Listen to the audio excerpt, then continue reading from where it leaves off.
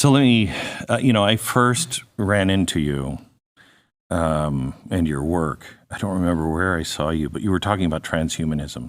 Mm-hmm. And this is something that, again, I think I was talking about this in the 90s and saying... It's been going on a long time. A long time. Mm-hmm. And saying that this is what life is going to head towards, and it's not good, and we should probably have a conversation now. We are on the verge of this. This is happening. It could faster happen than ever. Yeah. Yeah. It could happen 20, 25, 30, 35.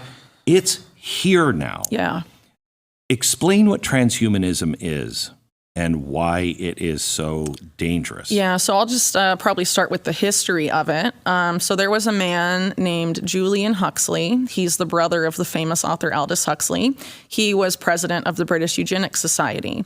The United Nations is created after World War II. He is put in charge of UNESCO.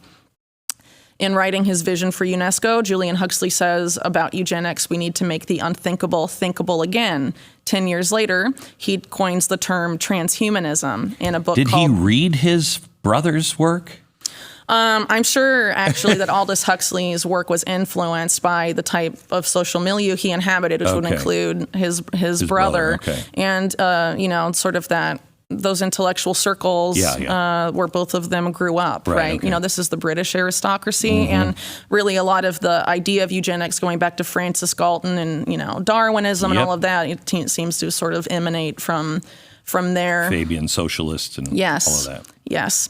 So in a book in 1957, I believe, called New Bottles for New Wine, something like that, Julian Huxley coins the terms transhumanism and talks about how the new eugenics is going to be merging man with machine.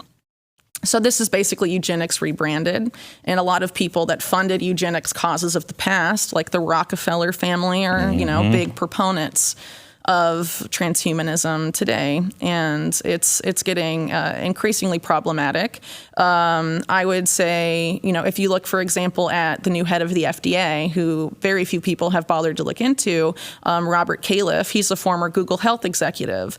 Google Health has a joint venture with GlaxoSmithKline called Galvani Bioelectronics. I think the former head of that was Moncef Slaoui, who was in charge of Operation Warp Speed, and their focus is what they call bioelectronic medicine, which is, injectable nanotechnology that can manipulate your central nervous system. What are the implications of that? We have the person that just purchased Twitter, making a brain chip company. He's also a major contractor to the U.S. military. He has a major conflict of interest with Chinese Silicon Valley equivalents like Tencent. He says, and I love this, he says, that's one of the reasons why I want to get off the planet.